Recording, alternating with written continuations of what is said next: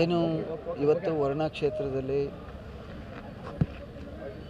ತಂದೆ ತಾಯಿ ಮಗಳು ನಾಳೆ ಹಸೆಮಣೆ ಏರಬೇಕಾಗಿದ್ದಂಥ ಸಂದರ್ಭ ಇದು. ಜೊತೆಗೆ ಮುಖ್ಯಮಂತ್ರಿಗಳ ಕ್ಷೇತ್ರ.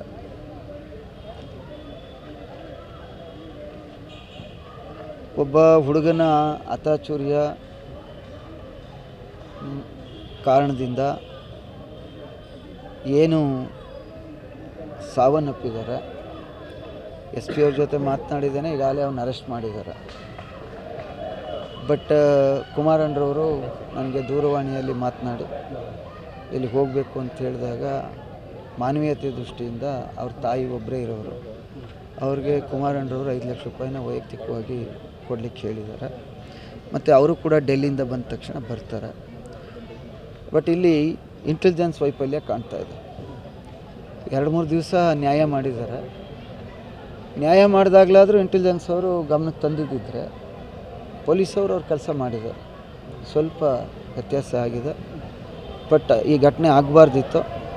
ಈಗ ಏನು ಆ ಕುಟುಂಬ ಇದೆ, ಆ ಹುಡುಗನ ತಂದೆ ಅಣ್ಣ ಏನೋ ಕಾಂಗ್ರೆಸ್ ಅಧ್ಯಕ್ಷ ಅಂತೇನು ಹೇಳ್ತಿದ್ರು, ಬ್ಲಾಕ್ ಕಾಂಗ್ರೆಸ್ ಅಧ್ಯಕ್ಷ ಅಂತ.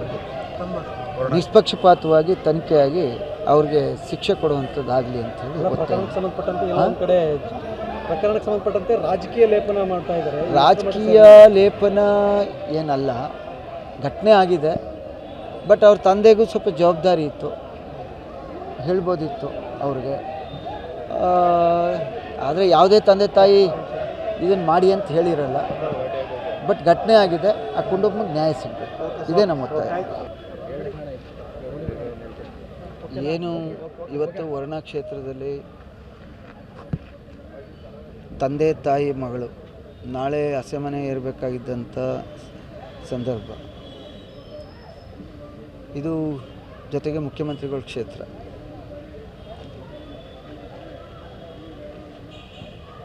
ಒಬ್ಬ ಹುಡುಗನ ಅಚಾತುರ್ಯ ಕಾರಣದಿಂದ ಏನು ಸಾವನ್ನಪ್ಪಿದ್ದಾರೆ. ಎಸ್ ಪಿ ಅವ್ರ ಜೊತೆ ಮಾತನಾಡಿದ್ದೇನೆ, ಈಗಾಗಲೇ ಅವನ್ನ ಅರೆಸ್ಟ್ ಮಾಡಿದ್ದಾರೆ. ಬಟ್ ಕುಮಾರಣ್ಣರವರು ನನಗೆ ದೂರವಾಣಿಯಲ್ಲಿ ಮಾತನಾಡಿ ಇಲ್ಲಿ ಹೋಗಬೇಕು ಅಂತ ಹೇಳಿದಾಗ ಮಾನವೀಯತೆ ದೃಷ್ಟಿಯಿಂದ ಅವ್ರ ತಾಯಿ ಒಬ್ಬರೇ ಇರೋರು, ಅವ್ರಿಗೆ ಕುಮಾರಣ್ಣರವರು 5 ಲಕ್ಷ ರೂಪಾಯಿನ ವೈಯಕ್ತಿಕವಾಗಿ ಕೊಡಲಿಕ್ಕೆ ಹೇಳಿದ್ದಾರೆ. ಮತ್ತು ಅವರು ಕೂಡ ಡೆಲ್ಲಿಯಿಂದ ಬಂದ ತಕ್ಷಣ ಬರ್ತಾರೆ. ಬಟ್ ಇಲ್ಲಿ ಇಂಟೆಲಿಜೆನ್ಸ್ ವೈಫಲ್ಯ ಕಾಣ್ತಾ ಇದೆ. 2-3 ದಿವಸ ನ್ಯಾಯ ಮಾಡಿದ್ದಾರೆ. ನ್ಯಾಯ ಮಾಡಿದಾಗಲಾದರೂ ಇಂಟೆಲಿಜೆನ್ಸ್ ಅವರು ಗಮನಕ್ಕೆ ತಂದಿದ್ದಿದ್ರೆ